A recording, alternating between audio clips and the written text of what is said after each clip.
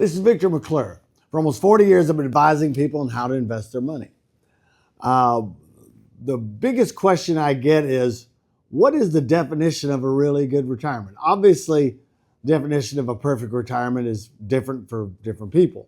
I can tell you the one definition I know is true for everyone. Cash flow is king. If you have cash flow in retirement, you're happy. If you don't, you're not. A good rule of thumb, let's say I've got 10 grand a month in bills. If you've got 15, 20 grand a month coming in every single month till you die, you're pretty happy.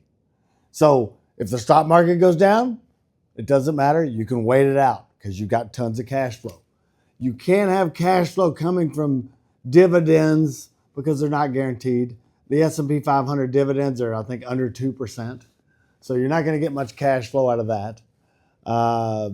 Even if you do high dividend kind of stocks, the problem is you'll be overly concentrated in one area or the other. Probably the highest dividend stuff now, or some of the higher dividend stuff, is probably oil and gas, which works really good when oil is above, say, 50, 60 bucks a barrel. Doesn't work so good the otherwise. And so you can use bonds to provide predictable income. You just have to renew the bonds every so often and things like that. But buy your highest rated bonds. Don't be getting into junk high yield crap. It's called high yield bonds, but it's junk bonds. It's the same definition, anything below triple B. You can use CDs. CDs are fine, except you can't get more than a year, maybe a year on a CD, a year and a half. And so you'll have to renew it and hope the rates don't go down. The one thing I would think about is annuities are pretty good at income right now because something's happened lately that you've got higher rates, which makes annuity rates higher, but also longevity decreased for the first time in history because the COVID numbers came in. So that makes the income from them higher than I've ever seen.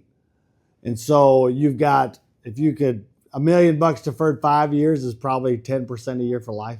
So you get $100,000 a year for life. If you do defer 10 years, you're getting 17% guaranteed, 150 to 170,000 a year per million guaranteed forever. And so it allows you, it's just a more effective, efficient use of a portion of your money, right? Don't listen to people that say annuities are the devil's work. It's just an asset class. Just like the people in the insurance side that say stock market's a casino. The stock market is the only thing that's effectively beaten inflation long term. There's nothing wrong with the stock market. It's just not great at producing income, right? Annuities, CDs, bonds are good at producing income. So keep them. You need it predictable. You need it dependable. In other words, if the market goes down or your dividend goes down, your bills are still going to be the same. So you need that income predictable. I like at least $5,000 over my bills. Your number could be $2,000. Whatever it is, don't just buy your bills because inflation, just 3 or 4%, modest inflation, those bills are going to possibly double over your retirement.